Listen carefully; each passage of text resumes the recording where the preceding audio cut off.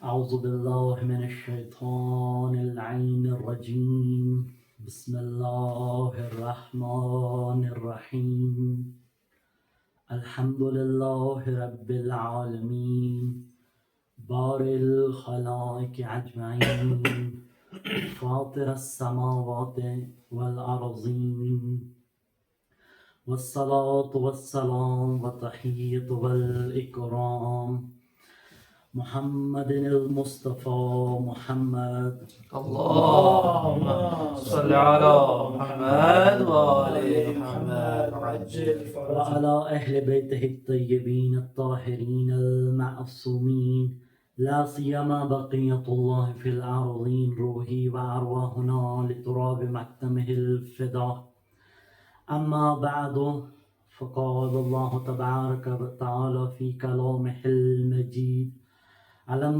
تر كيف ضرب الله مثلا كلمة طيبة كشجرة طيبة أصلها ثابت وفرعها في السماء تؤتي أكلها كل حين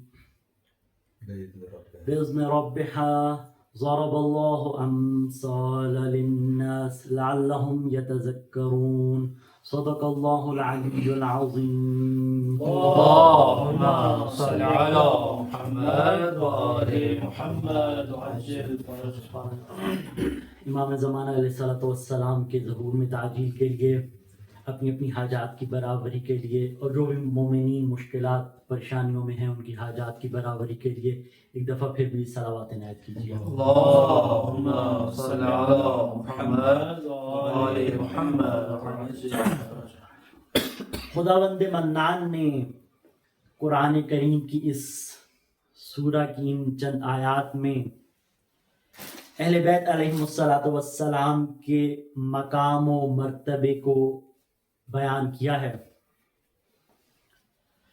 جہاں جہاں بھی کمالات کو دیکھا جائے، بلندیوں کو دیکھا جائے، فضیلتوں پہ نظر ڈالی جائے، عفتوں کو دیکھا جائے، اگر کوئی اتم مصداق انسان ڈھونڈ سکتا ہے تو وہ اہل بیت کا گھرانہ ہے. اتم مصداق ہمیں جب اہل بیت کا گھرانہ ملتا ہے تو لازم و ملزوم ہو جاتا ہے کہ میں سب سے پہلے اپنی بلندی کے لیے اس گھرانے کی طرف رجوع کروں. آپ احباب کے سامنے سورہ ابراہیم کی چند آیات کی تلاوت کی. ارشاد ربوبیت ہے کہ کیا تم نے دیکھا کہ خدا نے کیسے مثال دی ہے. کلمہ طیبہ کی مثال دی ہے کہ جو شجر طیبہ کی طرح ہے.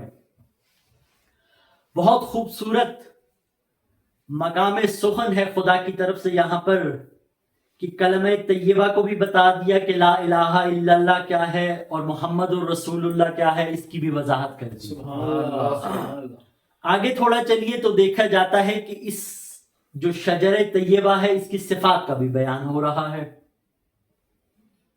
کیا خوبصورت ہے کہ میں فتووں کی زد سے بچ پاؤں، میں خدا کی دی ہوئی صفات کو آپ کے سامنے بیان کروں. ذکر ہوتا ہے کہ پہلی صفت اس خاندان تطہیر کی کیا ہے کہ اصلھا ثابت، ان کی ریشے اور جڑیں اس طرح استوار ہیں کہ ان کو کوئی ہلا نہیں سکتا. سبحان اللہ. کوئی بھی مائی کلال دنیا کی جو بھی طاقت ہو، آج کی طاقت ہو یا اس زمانے کی طاقت ہو، ان کو کبھی ہلا نہیں سکتا. سبحان اللہ. آگے چلتے ہیں. ذکر ہوا ہے، بیان ہوا ہے کہ وفرعها فی السماء، ان کی بلندیاں اس قدر ہیں کہ یہ آسمان تک پہنچتے ہیں. بظاہر ایک تقریب ذہن کے لیے ہے کہ بلندیاں آسمانوں تک پہنچنا یعنی ہر بندہ اپنے شرف کے مطابق ان کے قریب جاتا جائے گا، بلندی کا مقام حاصل کر لے گا. شرط یہی ہے کہ میرا ظرف کس قدر قابل تطہیر ہے. اگر میں ان کی طرف جاتا نہیں تو میں اپنے ظرف کی شکایت ان سے نہ کروں، وہ خود سے کروں. تیسرے نقطے پہ آ کے بتاتے ہیں کہ یہ وہ مقام ہے یا وہ خانوادہ ہے کہ جو ہر حال میں بخشش کرنا جانتا ہے. मगर अपने परवरदिगार के इज़्न से। माशाअल्लाह। जहां पर खुदावंद मन्नान का हुक्म है कि यहाँ पर बख्शिश करनी है, वहां पर बख्शिश होती है। जहां पर हुक्म नहीं है वहां पर बख्शिश नहीं होती। लेकिन एक और कैद भी है इसमें। कैद इस तरह है कि ये घराना नहीं देखता कि मेरे पास है या नहीं है, मेरी जरूरत पूरी होती है या नहीं होती। ये जरूरतमंद को हमेशा से जरूरत उसकी पूरी करता है। सुभान अल्लाह। ये सब चीजें इंसान कब हासिल कर सकता है कि मैं अपने ज़र्फ को इस काबिल बनाऊं, उसकी तत्हीर करूं और इस घराने के पास जाकर इल्म हासिल करूं कि जब मैं तौहीद पर अतम अकीदा रखता हूं। अगर तो मैंने खुदावंद मन्नान को सिर्फ जान लिया, उसकी वहदत को जान लिया, लेकिन जो जो उसने वजीफा मेरे ऊपर डाला है मैंने उसको अंजाम नहीं दिया, तो मैं वो मुवाहिद नहीं बन सकता। माशाल्लाह आप तमाम तुल्लाब बैठे हैं और मेरे से सीनियर बैठे हैं, बखूबी जानते हैं। तौहीद नजरी की आभास में मैं ये जान लिया कि खुदा एक है, उसकी इबादत वाजिब है मेरे ऊपर। सिफात फेलिया इस तरीके से हैं, सिफात सबूतिया इस तरह से हैं, सिफात सल्बिया ये हैं। लेकिन मैं जब मैदान अमल में उतरता हूं और अमल नहीं कर पाता तो मैं किस नाम का मुवाहिद हूं।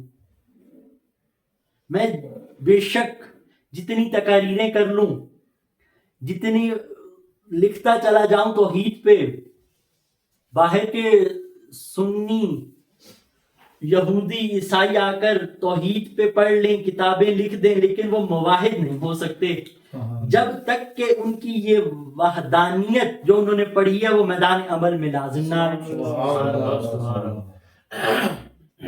खुदावंद मन्नान कि जो हमारा राज़िक भी है, खालिक भी है,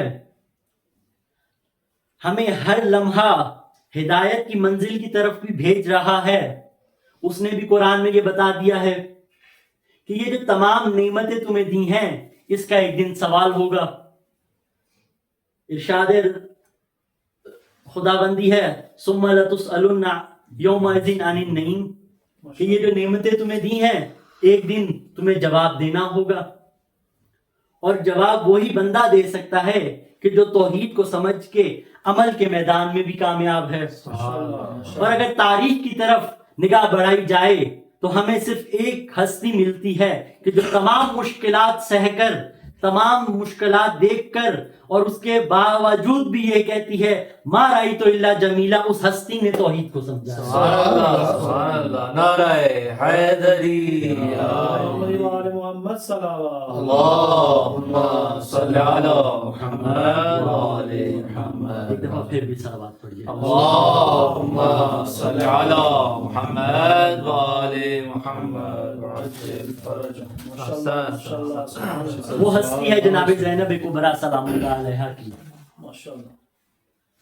अली की वो शेर दिल बेटी कि जिन्होंने हमें समझाया है कि तौहीद अमली मैदान में किस तरीके से होती है। आसान काम नहीं कि इतनी मुश्किलात परेशानियों के बावजूद गुजरते हुए वो मुश्किलात कि जो तत्हीर के घराने के लिए मुश्किल है, जिसको सोचना भी बहुत मुश्किल है, इस मकाम पे कोई हस्ती ये कहे मा राई तो इल्ला जमीला, वो उस मकाम मंजिलत पर है। मौलाना अली नक्की नक्कन का बहुत खूबसूरत जुमला है, मैं सुन रहा था, मैं इनका बयान किया जाए। मौलाना मौसूफ फरमाते हैं कि अल्लाह के वजूद पर दलीलें तो अनगिनत हम बना सकते हैं। हर शख्स अपने फहम के मुताबिक, अपने समझने के मुताबिक हजारों लाखों करोड़ों दलीलें बना सकता है, सोच सकता है, खुदा की एक तस्वीर अपने ज़हन में बना सकता है। मगर असरे आशूर हुसैन अलैहिस्सलाम का इत्मीनान दलील खुदा एक तरफ है। सुभान अल्लाह। और वो दलील खुदा जो हुसैन अलैहिस्सलाम ने बनाई और सोची वो जनाब ज़ैनब हैं। वो हस्ती के तमाम तर राज हुसैन अलैहिस्सलाम ने उस हस्ती को बयान किए हैं। बहुत मुहिम होता है कि इंसान एक शख्सियत के मकाम व मंजिलत को कैसे समझ पाए। उलमा फरमाते हैं कि इंसान की अगर किसी की शख्सियत देखनी हो तो 3 चीजों पर हमें नजर रखनी चाहिए। एक उसके खानवादे पर, एक उसकी उस खानवादे में तरबियत कैसी हुई, और एक तीसरा नुक्ता कि उसके अतराफ की जिंदगी क्या है। जनाब ज़ैनब कि हम खानवादे पर अगर नजर दौड़ाएं तो रसूल खुदा क्या फरमाते हैं जनाब अली को, ए अली तुम्हारी मिसाल मूसा जैसी है कि जैसे हारून मूसा के लिए थे तुम भी मेरे लिए वैसे ही हो, मगर मेरे बाद कोई नबी नहीं आएंगे। अगर हम आगे बढ़ें ये देखें कि उनकी वालिदा का मकाम तो हदीस कुदसी है, इरशाद रब्बुल इज़्ज़त है कि ए नबी अगर तुम्हें ना बनाना होता तो मैं ये जिंदगी ना बनाता, ये आलम अफलाक ना बनाता, और अगर अली को ना बनाना होता तो मैं तुम्हें खल्क ना करता, और अगर जनाब फातिमा को मैंने खल्क ना करना होता तो आप दोनों को मैं खल्क ना करता। जब हम ऐसे देखते हैं कि ऐसे मकाम में, ऐसे मर्तबे में, खानदान में एक खातून की तरबियत हो रही है तो वो किस मकाम पे पहुंचेंगी। आगे चलते हुए हम देखते हैं कि वो मुहीत में कैसी तरबियत हो रही है। रिवायात में मिलता है कि रसूल खुदा उस घर में जाते थे और हर रोज सलामती की दुआ करते थे, अस्सलामु अलैका या मादिनुर रिसाला, कि वो घराना, वो जगह जहां पर मलाइका का नजूल होता है, मलाइका के पर वहां से मस्त होते हैं, वहां पर अगर किसी खातून की तरबियत होगी तो वो किस मकाम व मंजिलत पर पहुंचेंगी।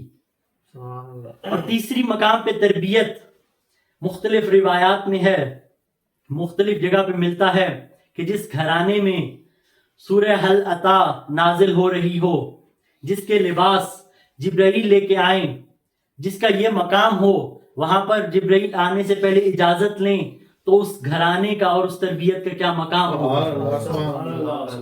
इसीलिए तो क्या शायर ने खूब कहा है, आयत हक की छाँव में इस्मत का फूल थी, आयत हक की छाँव में इस्मत का फूल थी, ज़ैनब कहीं अली थी कहीं पर बतूल थी।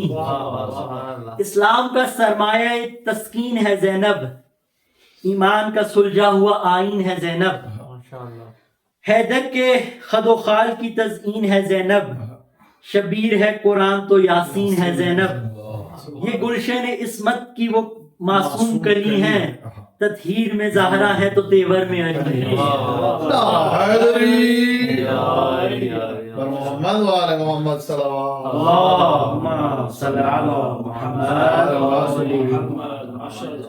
यह है मकाम उस हस्ती का। और अगर वक्त के दामन में अभी गुंजाइश है, जनाब ज़ैनब के कुछ अलकाबात पर अगर नजर डाली जाए तो वो मासूम हस्ती के जिनके ऊपर नस नहीं है लेकिन तरबियत मासूमाना, एक बहुत खूबसूरत लक़ब सानिए ज़हरा,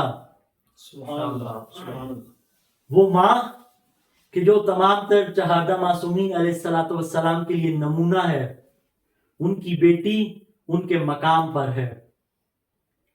जनाब ज़हरा ने बेटी का किरदार बखूबी निभाया, ज़ौजा का किरदार बखूबी निभाया, वालदा का किरदार बखूबी निभाया, इमामत का साथ देने के लिए क्या खूबी किरदार निभाया। बेटी ने भी हम पल्ला वो सारे किरदार निभाए। एक किरदार जो माँ नहीं निभा पाई थी, बहन होने का किरदार, वो किरदार भी बेटी ने निभाया है। और वो किरदार है करबला में कि भाई के शाना बशाना, भाई की हमराज, हम इसरार, जहां पर भाई को मुश्किल आती थी जनाब ज़ैनब वहां पर पहले होती थी और भाई की मदद में हमेशा साथ रहती थी। यही साहनी ज़हरा का किरदार है कि जिसकी वजह से मुश्किलात भी बहुत सहनी पड़ी हैं। माँ ने मदीना में इमामत के किरदार को बचाने के लिए बहुत सारी मुश्किलात सही, बेटी ने भी वो तमाम मुश्किलात वैसे ही सही। माँ ने वो किरदार निभाया, जनाब अली को जब जब जरूरत पहुंची जनाब ज़हरा ने वो किरदार निभाया। बेटी ने भी करबला के मैदान में भाई हुसैन के साथ वो किरदार निभाया। भाई के बाद बेटे सज्जाद के साथ वो किरदार निभाया। रावी कहता है कि असरे आशूर जब तमाम तर शोहदा शहीद हो चुके थे और हुक्म दे दिया गया था कि खैमों की तरफ बढ़िए, कि सिर्फ उसमें इमाम सज्जाद बाकी थे और तमाम बाकी मस्तूरात थीं। जनाब ज़ैनब का किरदार किस तरीके से था। आग के शोले बुलंद हो रही हैं, जनाब ज़ैनब उस परेशानी के आलम में एक खैमे में जाती हैं और बार बार बाहर आ जाती हैं, जाती हैं और बाहर आ जाती हैं। रावी कहता है कि मैंने आगे बढ़कर पूछने चाहा कि ऐ बीबी आप क्यों इतनी मुस्तरब हैं कि खैमे में जाती हैं और बाहर आ जाती हैं। बीबी जवाब देती हैं कि मेरा एक बेटा वहां पर है जो गश की आलम में है और मैं उसको बचाना चाहती हूँ। कुछ ही देर में जनाब ज़ैनब जाती हैं और भाई बेटे को सहारा देकर बाहर ले आती हैं। क्या मकाम है उन बीवी का कि इस आलम में बेटे को इस तरीके से मदद दे रही हैं। और वो शाम के बाजार कि जब हुक्म होता है कि जनाब सज्जाद को शहीद कर दिया जाए, वहां जनाब ज़ैनब आती हैं। वो कहती हैं कि पहले मुझे शहीद करो, फिर तुम जसारत करना मेरे बेटे की तरफ जाने की। अला लानतुल्लाहि अलल कौमिज़ ज़ालिमीन।